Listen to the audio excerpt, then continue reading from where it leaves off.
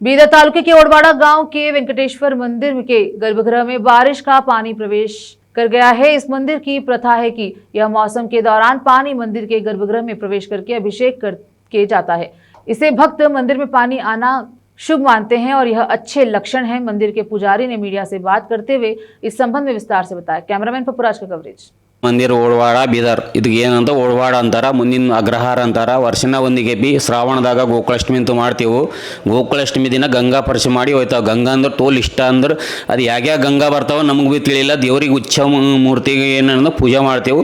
ಪ್ರತಿ ಸಾರಿ ಗಂಗಾ ಪರಿಷೆ ಮಾಡಿ ಹೋಯ್ತಾವ। ಗೋಕುಲಾಷ್ಟಮಿ ದಿನ ಗಂಗಾ 12 12:30ಕ್ಕೆ ಗಂಗಾ ಪರಿಷೆ ಮಾಡಿ ಹೋಯ್ತಾವ। 3 ದಿನ ಇರ್ತಾವ। ಹೆಚ್ಚಿಗಿತ್ತಂದ್ರೆ ಮಳೆಗಾಲ ಹೆಚ್ಚಿಗಿತ್ತಂದ್ರೆ 7 ದಿನ ಇರ್ತಾವ, ಎಲ್ಲಾದ್ರೂ 3 ದಿನ ಇರ್ತಾವ, ಎಲ್ಲಾದ್ರೂ ರಾತ್ರಿ ಒಂದಿನ ಇದ್ದು ಗಂಗಾ ಪರಿಷೆ ಮಾಡಿ ಹೋಯ್ತಾವ। ಮಕ್ಕಳು ಇಲ್ಲದ್ರೆ ಮಕ್ಕಳು ಆಯ್ತದ, ಸಂತಾನ ಆಯ್ತದ। ಇಲ್ಲಿ ಏನಂದ್ರೆ ಮಹಾಪ್ರಸಾದ ಅಂದ್ರೆ ದಾವದಶಿ ಅಂದ್ರೆ ಫುಲ್ ದುಡ್ಡು। ಈ ದಿನ ದಾವದಶಿ ಮಾಡಿಲ್ಲ, ಮಹಾಪ್ರಸಾದ ಅಂದ್ರೆ ಪತಿ ದಾವದಶಿ ದಿನ ಪ್ರಸಾದ ಇರ್ಲತ್ತಿದೆವು, ಅನ್ನದಾನ ಆಗ್ಲತ್ತದ। ಇಲ್ಲಿ ಈ ದಿನ ಅನ್ನದಾನ ಇದ್ದಿಲ್ಲ, ಈಗ ಪತಿ ದಾವದಶಿ ಮಾಡೋದಾರ। ಇಲ್ಲಿ ಏನದ ಕಮಿಟಿ ಅದ, ಕಮಿಟಿಲಿಂದೇ ಮಾಡ್ತೇವೆ ನಾವು। ಪೂಜಾರಿ ಅಂತ ಅದು ಎಲ್ಲಿದ್ದು ಬರ್ತಾವ ಕೊನೆ ಇಲ್ಲ, ಒಂದು ಕುಂಡ ಅದ, ಕುಂಡದಾಗಿಂದ ಬರ್ತಾವ ಅಂತ ಹೇಳ್ತೇವೆ। ಹೆಸರು ವೆಂಕಟಾಚಾರಿ ಪೂಜಾರಿ।